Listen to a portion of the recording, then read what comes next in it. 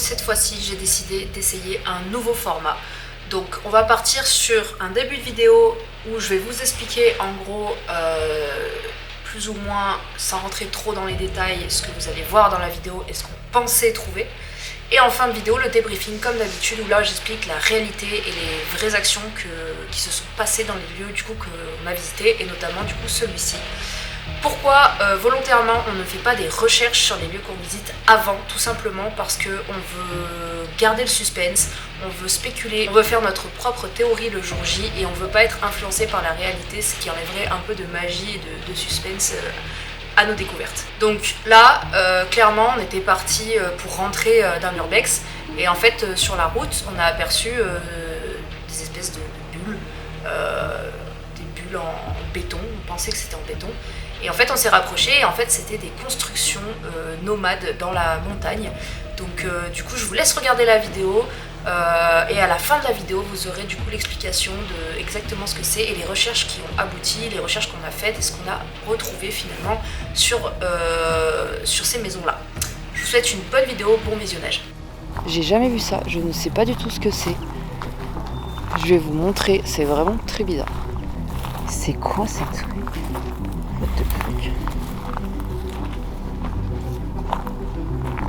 Qu'est-ce que c'est que ça? Mec, je comprends pas ce que je vois.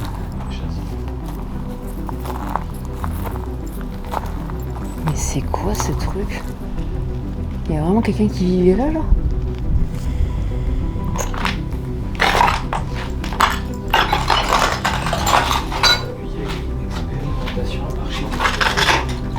C'est trop bizarre. Mais franchement, je comprends pas ce que je vois là, vraiment.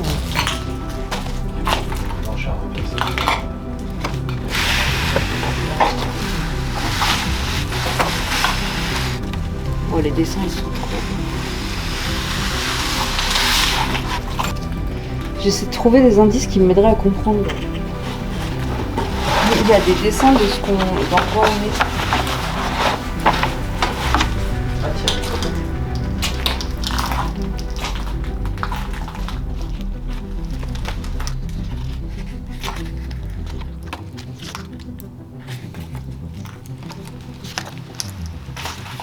C'est trop cool. Franchement, ils prennent des trucs n'importe quoi. J'essaie de trouver de quand ça date.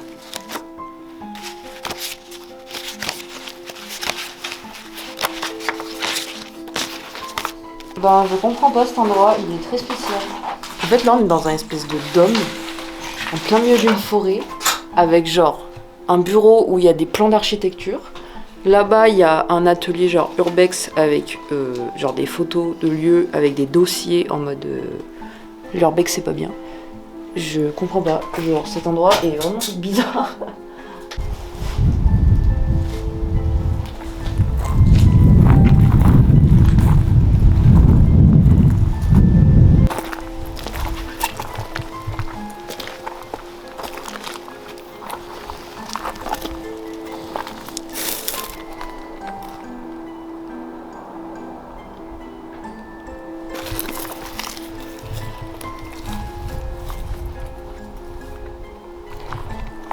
Cet endroit il est un peu bizarre.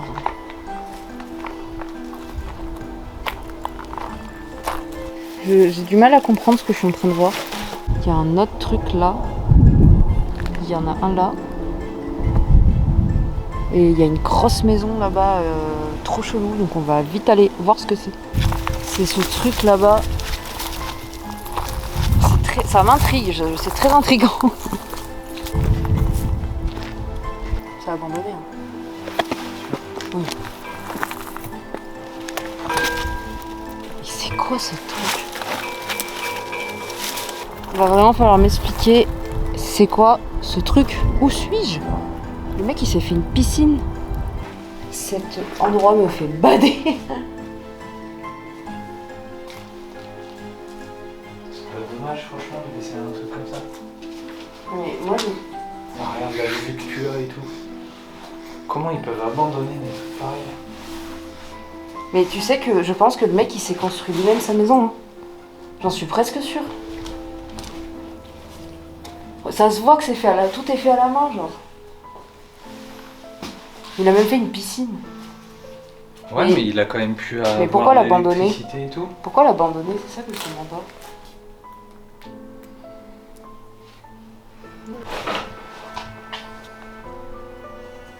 Bah, je sais pas si c'est les plans de la baraque, mais... 6, 2 en 1.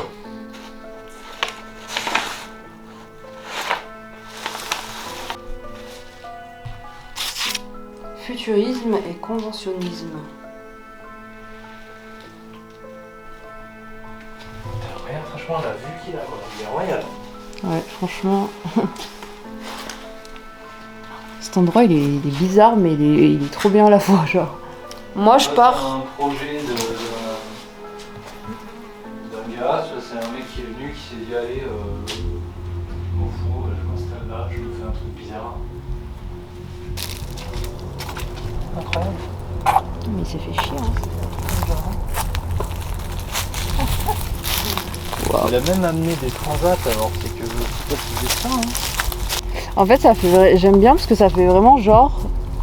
Il a disparu du jour au lendemain, le mec, tu vois. Regarde, il a mis des câbles là. Ah ouais, il a entreposé sa bouffe. Mais on est où là?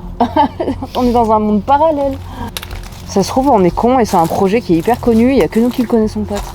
Ça, par contre, je sais pas s'il y a quelqu'un ou pas. Ça fait un peu genre toile de tente de chasse. Ça là? Ouais. Genre, tu vas me dire qu'il avait un panneau solaire? Ça coûte super cher.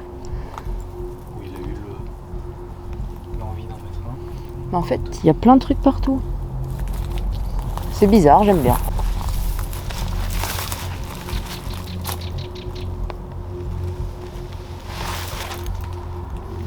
Il n'y a pas d'indice de grand chose, hein. Bah, on peut pas, j'arrive pas trop à comprendre en fait, c'est un peu bizarre. Qu'est-ce que c'est que ça? Cet endroit est trop étrange pour moi, Ça fait pas trop de bruit parce que dans la maison qui est en bas, il y a un chien. Et vu où on est, à mon avis, le chien il est pas attaché. Là, j'ai clairement la flemme de courir si je me fais courser. Tant pis, il me mangera. En fait, j'essaie de trouver des indices qui expliqueraient le truc, mais j'avoue que même moi, je suis assez perplexe. On s'est dit avec Florent, à tout moment, il y a un mec barbu qui va sortir avec un fusil. C'est vraiment en pleine forêt, genre t'as ce truc en plein milieu là.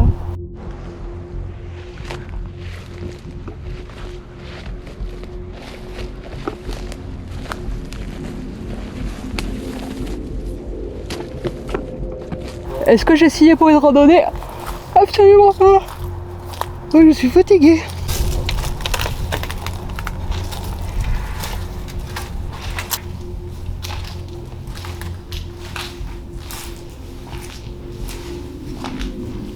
Tu vas te casser la gueule.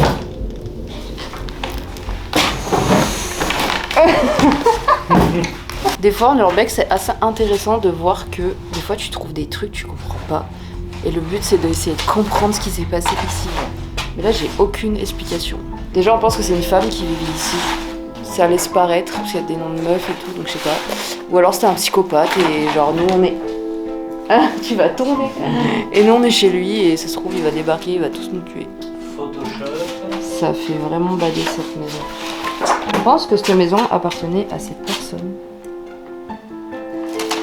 Pourquoi laisser cette maison comme ça? Pourquoi disparaître? Pourquoi genre... Pourquoi? Non mais quelle idée j'ai eu de monter là franchement. Ah t'as vu c'est dur de descendre. J'avoue que descendre c'est plus difficile.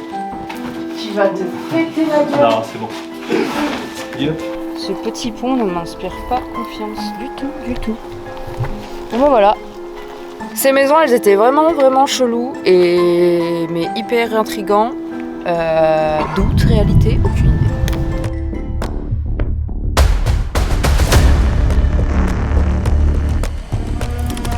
On se retrouve comme d'habitude pour le petit débriefing. Donc du coup, comme vous avez pu le voir, on a trouvé ces petites maisons très étranges.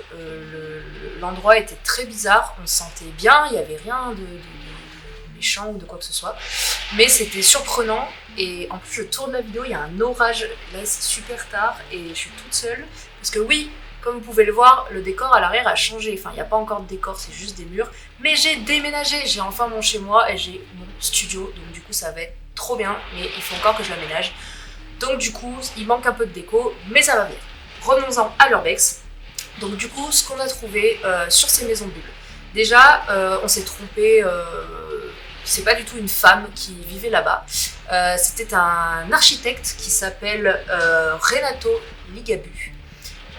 Et Leila, du coup, était sa femme. Donc on a trouvé beaucoup de documents où il y avait écrit Leila, justement. Et du coup, on pensait que c'était chez elle. Et les photos qu'on a trouvées, du coup, c'était les photos de sa femme, tout simplement. Du coup, on sait que ce monsieur Renato est décédé le 14 juillet 2009. Il est décédé à l'âge de 75 ans. Après, du coup, on sait à peu près que du coup, c'était des autoconstructions et prospectives architecturales, habitats, courbes et maisons bulles. Donc c'était un concept architectural. Donc cet architecte a créé des stages en immersion pour justement tester, je pense, ces maisons qui n'ont jamais vu le jour. Ensuite, on a fait des recherches un peu plus abouties et on est tombé du coup sur des commentaires. Je vais vous les lire. On se croirait dans une des maisons construites par Renato Ligabu. Et je confirme par expérience, c'est idéal à vivre et encore plus idéal côté acoustique pour les mélomanes. Dommage qu'il soit mort, qui plus est dans la quasi-misère financière, mais avec la plus grande richesse, son talent et ses qualités humaines. Ensuite, on a trouvé du coup le commentaire d'une femme. Je ne citerai pas les noms. Je viens de répondre à votre message, j'ai oublié de mentionner le nom de mon père. Donc du coup, ça voudrait dire que cette femme est sa fille. René Ligabu, coordinateur général de grandes constructions lyonnaises, d'habitat groupé, construction de parking et de la place Bellecour, avec notamment un grand mouvement de l'équipe générale du chantier pour sauver les marronniers qui sont encore debout. Je ne ferai pas le résumé de tout son travail, mais c'est un grand professionnel et un grand monsieur, signé sa fille. Du coup, bien évidemment, j'ai essayé de contacter cette personne parce que sur le commentaire, il y a son prénom et son nom, mais malheureusement, elle ne m'a pas répondu. Donc, si jamais elle me répond, j'aimerais beaucoup la rencontrer pour du coup avoir un témoignage de exactement qu'elle nous explique l'histoire de ces maisons parce que c'était assez impressionnant. Donc du coup, ces fameuses maisons bulles ont vu le jour en 1993. Organisées selon les besoins spécifiques de leurs occupants, les maisons bulles sont conçues pour vivre en autonomie et en harmonie avec l'environnement par une orientation optimale et l'utilisation des ressources naturelles. La structure est réalisée en acier sur laquelle est tendue une toile non tissée, recouverte ensuite de mousse de polyuréthane. Renouant avec l'art de bâtir, cette mise en œuvre permet au propriétaire de construire sa propre habitation. On s'était pas trompé, c'est bien des maisons qui sont faites du coup à la main, en polyuréthane et non pas en béton. Une armature du coup en métal. Voilà, on n'était pas très loin de la réalité, c'est des maisons en autosuffisance, des maisons qui permettent de se rapprocher de la nature. Donc pour conclure, cet architecte a créé ce concept et le concept n'a jamais vu le jour et on a cru comprendre qu'il était décédé dans la misère financière. Donc je pense que finalement les maisons qu'on a visitées c'était ces ateliers ou alors des maisons test du coup je pense qui ont dû servir à faire en sorte que le projet existe, mais il n'a jamais été acheté, donc il n'a jamais vu le jour, et c'est pour ça qu'elles ont été à l'abandon, je pense. Car après son décès, déjà ces maisons ne sont pas connues, donc du coup il y a peu de gens qui les ont abîmées. Et en plus de ça, je pense que qu'est-ce que vous voulez qu'ils en fassent de toute façon. Donc elle reste là, et ce qui est assez incroyable, c'est que là vous avez la maison neuve comme elle était avant, et là la maison comme elle est maintenant, et sincèrement il n'y a pas beaucoup de changements, mais ça fait deux ambiances, c'est-à-dire que tu as vraiment une ambiance solaire, nature, etc. Et le après fait très post-apocalyptique et très misère en fait finalement, donc voilà. Il y a vraiment beaucoup d'orages, j'aime pas du tout ça. C'est une catastrophe. Je déteste les orages, c'est ma phobie. Et ensuite, pour conclure, du coup, on a retrouvé un énième commentaire de sa présumée fille. Merci à vous, c'était mon père biologique. Je ne l'ai retrouvé qu'à l'âge de 26 ans et j'étais son assistante et sa maquettiste durant plusieurs années. Il a réalisé de nombreuses habitations et était le conseiller et le mentor du jeune architecte Christian Chambon, justement sur la construction Butcher. J'ai suivi le chantier avec mon père. Voyez-vous, cet homme était un excellent technicien du bâtiment et c'était un idéaliste au cœur pur. Il aimait ses habitants. Je suis heureuse de voir que certains ne l'oublient pas, merci à vous. Donc je suis heureuse de faire cette vidéo parce que monsieur Renato Vos maisons étaient incroyables. Je sais que si cette personne voit de l'au-delà, on a été très contente de du coup, les découvrir. On ne savait pas que ça existait et maintenant vous le savez aussi. Voilà, des telles maisons auraient pu voir le jour, je pense, mais c'était peut-être trop moderne pour l'époque et trop avant-gardiste. Ça a peut-être fait peur à certains entrepreneurs ou constructeurs. Donc voilà. Sur ce les amis, c'est une fin de vidéo, je vous ai dit plus de choses en détail, on a fait pas mal de recherches du coup. Voilà, je tourne toujours mes vidéos avec bienveillance et du coup de ce qu'on a compris, sa fille aurait aimé faire perdurer sa mémoire, donc moi je fais de même et je lui rends hommage en vous faisant découvrir son travail. Voilà. Ça aurait été incroyable d'avoir des maisons comme ça, je pense, à l'heure actuelle, et ça aurait marché, je pense, parce que de plus en plus de gens veulent se reconnecter avec la nature et vivre loin de la ville, notamment à cause de la pollution, du bruit et aussi des prix qui sont juste énormes en ce moment. Voilà, donc les amis, c'est une fin de vidéo, merci de l'avoir regardé. Il y en a 2 autres qui sont en cours de préparation, j'en ai pas mal d'avance. Là on a mis un peu en pause les urbex parce qu'avec les grosses pluies on a eu beaucoup d'inondations, donc c'est assez compliqué de faire des lieux sans avoir de l'eau jusqu'aux chevilles. Donc voilà, donc les amis, fin de vidéo, à bientôt pour de prochaines aventures.